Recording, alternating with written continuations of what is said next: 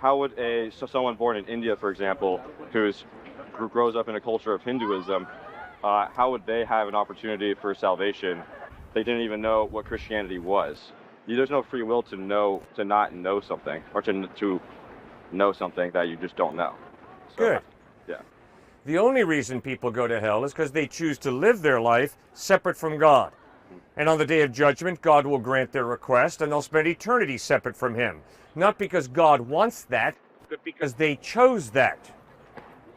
And so, I would encourage you to read Hebrews chapter 11.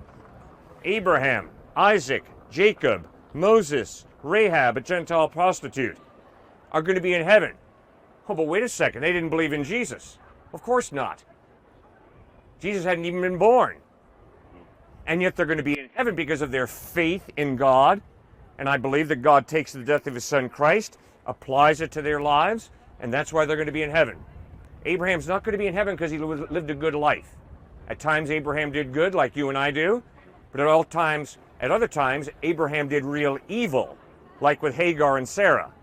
Right. The geography of which they're born into is still a very huge factor in determining whether they come to Christ or not. Like, people in a certain region are 95% Hindu, then they're probably going to fall into that probability. So why would an all-knowing, all-good God make eternal salvation so dependent on where you just happen to be born?